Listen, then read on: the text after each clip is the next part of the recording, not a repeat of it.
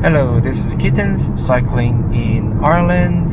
I'm gonna do an interesting test, like the difference between the Action 6, Pocket 3, and Sony a7C II, my full-frame camera.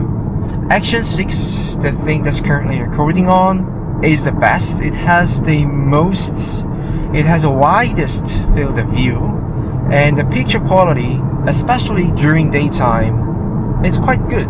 Here's the problem, because if you want to achieve the cinematic motion blur with a shutter speed of 1/50, internal stabilization doesn't work well. There's only two ways to tackle this, in my opinion. First is to negotiate the shutter speed. In order to have the electronic stabilization work, in my opinion, the shutter speed has to be at least 1/100.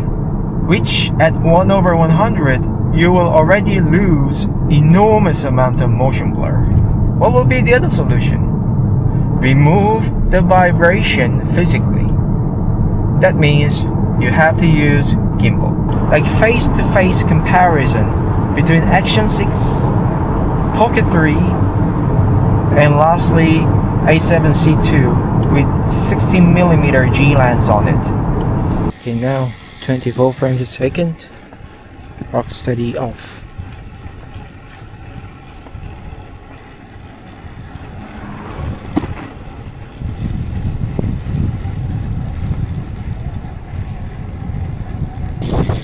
Actually, it looks like this.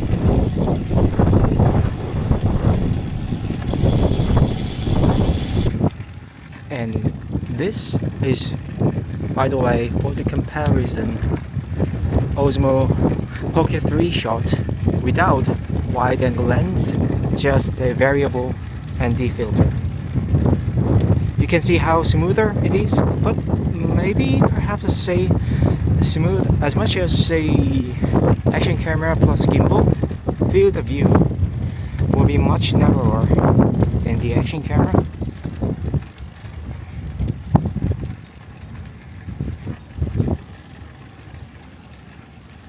This is Alpha 7C II.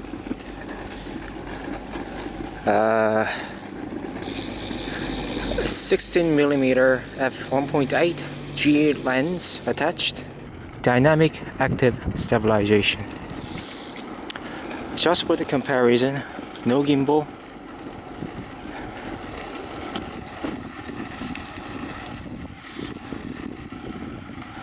How good is the stabilization?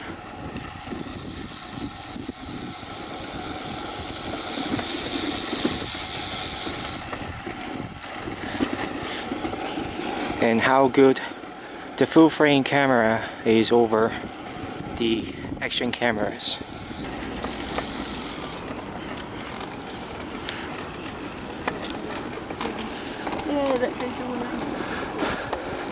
I'll be able to tell later when I compare the chest mounted footage of my Action 6.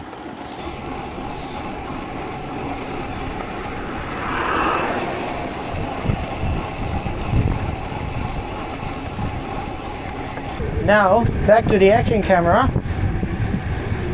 Still the same setting, 1/60, but instead of 60 frames a second, I'm recording in 24, which I think it will be the most demanding stabilization.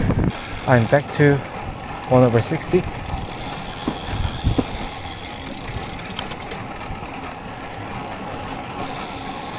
From 1/80, and now I'll try my best